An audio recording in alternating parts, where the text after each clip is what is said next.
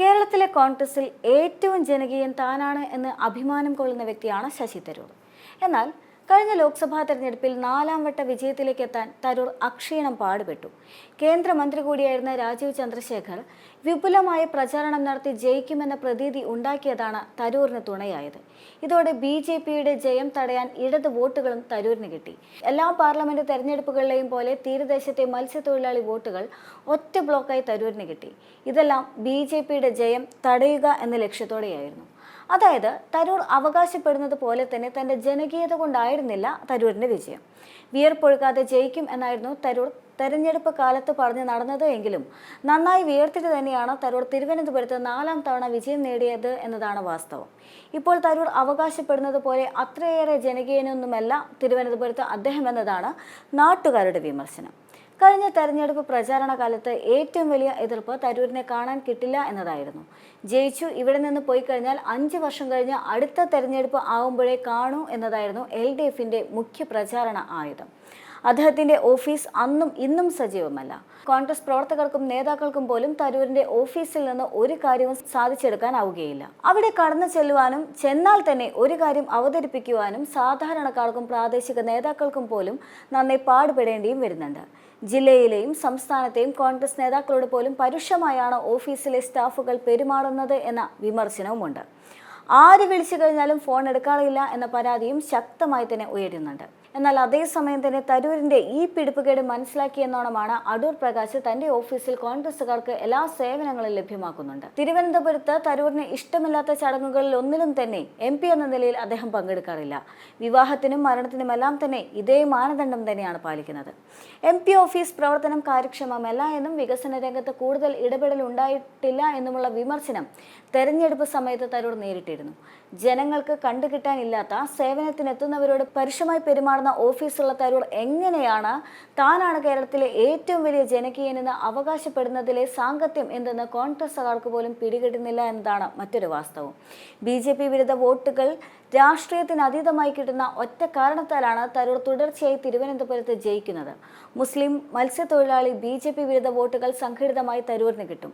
വോട്ടുകൾ വിഘടിച്ചു പോയി കഴിഞ്ഞാൽ BJP ജയിക്കുമെന്നായതിനാൽ ഇടതുമുന്നണിയുടെ നല്ലൊരു ശതമാനം വോട്ടുകളും തരൂരിന് തന്നെയാണ് ലഭിക്കുന്നത്. അത് പാർട്ടിയും മുന്നണിയും അറിഞ്ഞുകൊണ്ട് തന്നെയാണ്.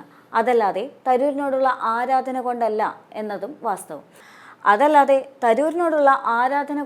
ഇത്തരത്തിൽ പാർട്ടിക്ക് അതീതമായി വോട്ടുകൾ കിട്ടുന്നത്. രാജഗോപാലുമായുള്ള മത്സരത്തിൽ കേവലം 10,000 വോട്ടിന് തരൂർ മുൻപ് ജയിച്ചതും മത്സ്യത്തൊഴിലാളികളുടെയും തീരദേശത്തെയും വോട്ടുകൾ കൊണ്ടായിരുന്നു. 2009-ലും 2019-ലും വൻ ഭൂരിപക്ഷത്തിന് വിജയിച്ച തരൂർ ആ തെരഞ്ഞെടുപ്പുകൾ എല്ലാ ഘട്ടത്തിലും ലീഡ് നേടിയിരുന്നു. എന്നാൽ 2014-ൽ രാജഗോപാലിനെതിരെ മത്സരിച്ച് 15,470 വോട്ടിന് മാത്രം വിജയിച്ച ഘട്ടത്തിലും കടുത്ത പിരിമുറുക്കം തരൂർ അനുഭവിച്ചിരുന്നു. അന്ന് ഏതാണ്ട് അവസാന ഘട്ടം വരെ പിന്നിൽ നിന്ന ശേഷമായിരുന്നു തരൂർ വിജയത്തിലെത്തിയത്. അന്ന് രാജഗോപാൽ വിജയിച്ചിരുന്നു എന്ന് കരുതിയ കോൺഗ്രസ് ക്യാമ്പുകളിലെല്ലാം തന്നെ നിശബ്ദമായിരുന്നു. അവസാന ഘട്ടം വരെ പിന്നിൽ നിന്ന ശേഷമായിരുന്നു തരൂർ വിജയത്തിലെത്തിയത്. ഇത്തവണ 14,077 വോട്ടിന്റെ ഭൂരിപക്ഷമാണ് തരൂരിനുള്ളത്. എന്നാൽ അതേസമയം തന്നെ അദ്ദേഹത്തിനെതിരെ ഇനിയും അനവധി വിമർശനങ്ങൾ ഉയർന്നും വരുന്നുണ്ട്. ഡയമണ്ട് റെയിൽവേ ടെർമിനലിന്റെ വികസനം ഏറെക്കുറെ അവസാനിച്ചിട്ടുണ്ട്. എന്നിട്ടും ഇതിനെതിരെ പാർലമെന്റിലോ പുറത്തോ ശബ്ദിക്കാൻ പോലും തരൂരിന് ആയിട്ടില്ല.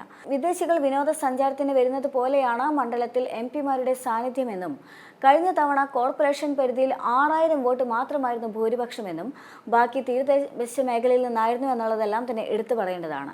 കേന്ദ്രമന്ത്രിയായിരുന്നപ്പോഴും MP ആയിരുന്നപ്പോഴും തീരദേശ മേഖലയെ അവഗണിച്ചു. കേന്ദ്ര പദ്ധതികൾ ഫലപ്രദമായി നടപ്പിലാക്കാൻ ഒരു ശ്രമവും നടത്തിയില്ല. ഭൂരിപക്ഷത്തിന്റെ കാര്യത്തിലും വളരെയേറെ പിന്നിൽ തന്നെയാണ് തരൂരുള്ളത്. കോൺഗ്രസിന് രാജ്യത്താകമാനം ലഭിച്ച 99 സീറ്റുകളിൽ 14 സംഭാവന ചെയ്തത് കേരളമാണ്. കഴിഞ്ഞ പാർലമെന്റ് തെരഞ്ഞെടുപ്പിൽ തൃശ്ശൂരിലെയും ആലത്തൂരിലെയും പരാജയം ഒഴിച്ചു കഴിഞ്ഞാൽ കൈപ്പത്തി ചിഹ്നത്തിൽ മത്സരിച്ച എല്ലാവരും വിജയിച്ചിട്ടുണ്ട്. കോൺഗ്രസ് MP-മാരിൽ 7 പേർക്ക് ലക്ഷത്തിന് മുകളിൽ ഭൂരിപക്ഷമുണ്ട്. ഏറ്റവും കൂടുതൽ ഭൂരിപക്ഷം വയനാട്ടിൽ വിജയിച്ച രാഹുൽ ഗാന്ധിക്കാണ്. 3,64,422 ആണ് ഭൂരിപക്ഷം. ഇന്ത്യ സഖ്യത്തിൽ മുസ്ലിം ലീഗിന്റെ 2 MP-മാരും മികച്ച ഭൂരിപക്ഷത്തിലാണ് വിജയിച്ചത്. മലപ്പുറത്ത് ഇ.ടി. മുഹമ്മദ് ബഷീറിന് 3,118,018 വോട്ടുകളാണ് ഭൂരിപക്ഷം. അതേസമയം തന്നെ പൊന്നാനിയിൽ MP അബ്ദുൾ സമദ് സമദാനിക്ക് 2,37,760 വോട്ടുകളും RSPയുടെ NK പ്രേമചന്ദ്രന്റെ ഭൂരിപക്ഷം 1,50,302 വോട്ടുകളാണ്. CPMന്റെയും BJPയുടെയും അതിശക്തമായ വെല്ലുവിളി നേരിട്ടുകൊണ്ട് ആറ്റിങ്ങലിൽ ത്രികോണ പോരാട്ടത്തിൽ വിജയിച്ച അടൂർ പ്രകാശിന്റേത് 685 എന്ന ഭൂരിപക്ഷത്തിന് അടുത്ത രാഷ്ട്രീയ സാഹചര്യം പരിഗണിക്കുമ്പോൾ തിളക്കം ഏറെ തന്നെയാണ്.